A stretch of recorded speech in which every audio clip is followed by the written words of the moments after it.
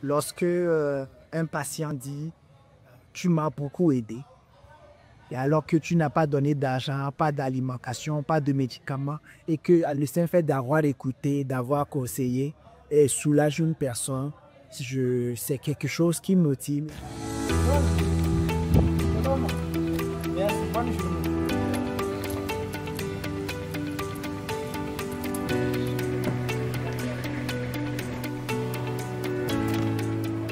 Ce matin, nous sommes le centre de santé communautaire de Faladje. C'est la vaccination de routine qui est là ce matin.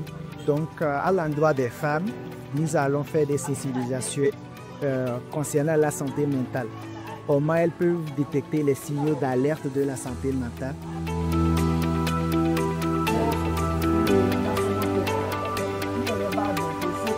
Il était important aussi de sensibiliser les mamans, leur comportement et la relation qu'ils doivent avoir avec les enfants, pour éviter aussi que les enfants tombent dans le cadre de la malnutrition.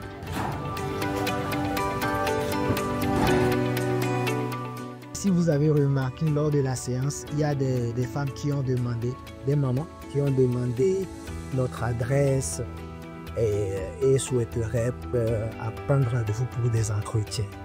Il a fallu que je puisse communiquer à la bouteille, comprendre l'essence du message. Oui, bonjour docteur. Nous sommes en route vers chez toi. On sera là dans 30, 40 minutes, peut-être, s'il n'y a pas trop d'embouteillage. Nous venons d'arriver au centre de santé de référence de la Formule 1, où je vais faire la session de psychostimulation et psychoéducation des mamans et des enfants adonos dans le cadre de la malnutrition. Bonjour.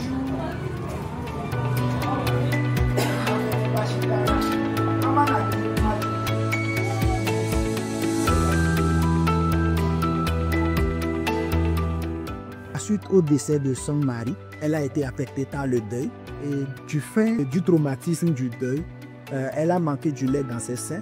Ce qui ne l'a pas vraiment permis de nourrir l'enfant comme il nous fallait, puisque elle-même, elle était déjà en détresse émotionnelle et psychologique.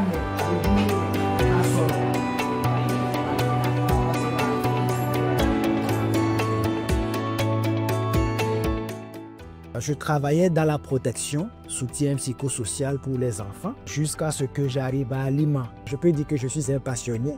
Aujourd'hui, je peux dire que la santé mentale est beaucoup plus comprise, puisque au départ, quand tu parles de santé mentale, on pense que c'est une maladie des Blancs et que les Africains n'ont pas ce problème-là. Tu vois une personne en bonne santé, mais au fond, ça ne va pas.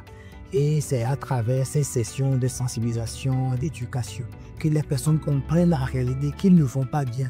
Et aujourd'hui, des personnes viennent volontairement et nous contactent. C'est très important que les équipes se sentent bien, surtout sur le plan émotionnel et psychologique dans leur travail, parce que lorsque eux-mêmes ils ne vont pas bien, ils ne pourront pas prendre soin. Alors que la mission, c'est les patients d'abord. Et pour prendre soin des patients, il faudrait que nous-mêmes nous soyons en bonne santé.